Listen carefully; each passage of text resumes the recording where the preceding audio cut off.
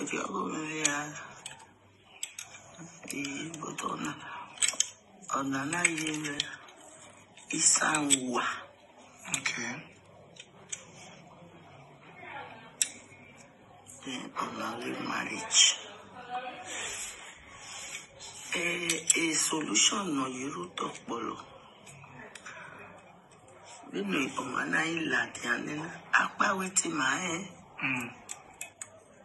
when you pinch anywhere the Gawagia or mono dinner one more for oil miscarriage. Easy. It's a party only take a fee. Who around the bomba? Now, Belly, Ududu now, on our Ududu Yak Balona, Umami say. So that is a strong man. Then sang away, living on Yibania, where my mind sang away you do. I will know ya over a hope, I will know ya hoy, a symbol of it on now. Then, here I will with me, and you know, we are pursuing over.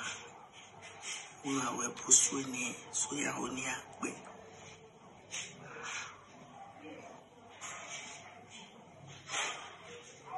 Oralue, Biomona,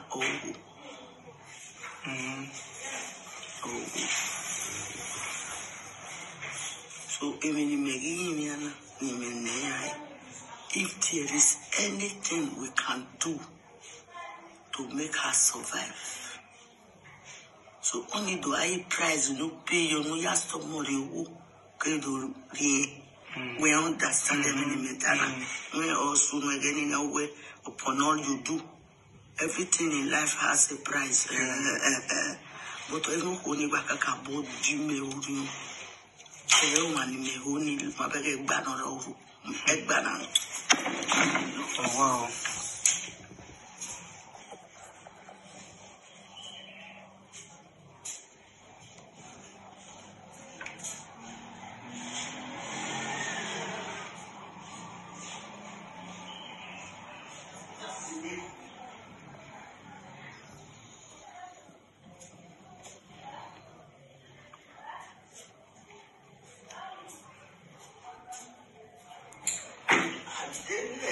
Me and the fear to touch. Yeah, I will see. Wow.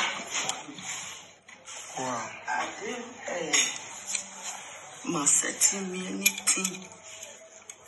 Now, I setting me.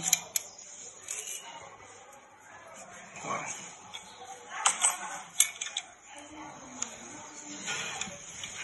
Galway.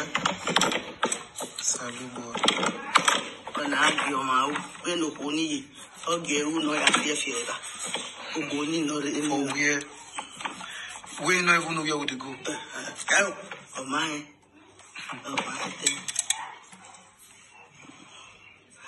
This is the first time. No matter Kokoya Mwanji. Mawayo other river. But coconut.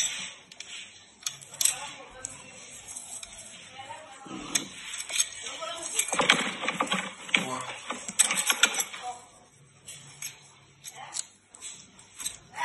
Boy, I got balloon. I mean.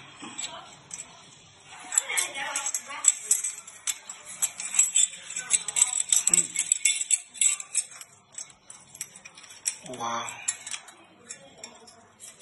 We are going on a wide thing or way and we are with you know you would net give open.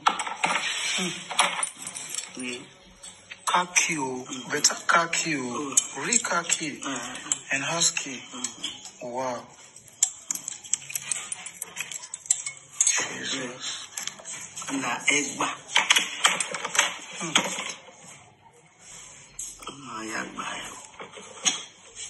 So I spray and needing ya do ya quali spray no more. I do spray in a You know what the left one, she? Yes, sir. Jesus. She's holding one. That is where do we will look on in it. Now we help. It's a problem. Amen. No one's here. The car keep the key for this key for now.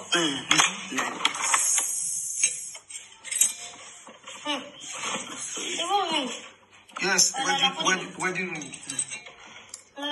No.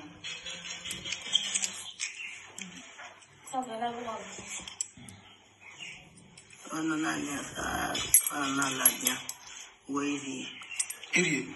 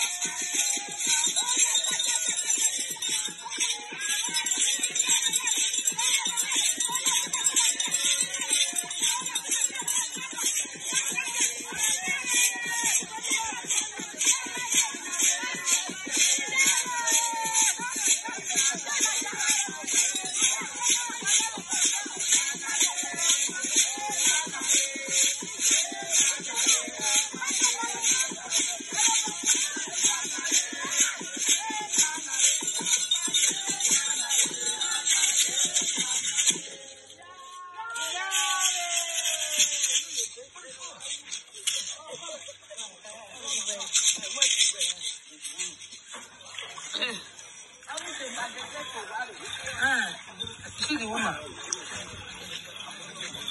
She don't leave, you don't come. But I will not come here. You sign more to them. You use chain, iron, tie. See what you say, fine. No pastor for feedback. Nobody will fit break the covenant. Yeah.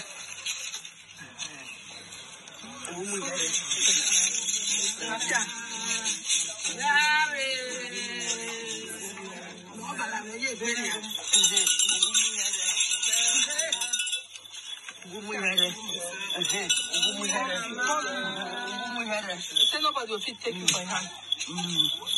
See your friend see the engagement thing. You want to take the marriage for that side. They don't wait. That's the way they wait.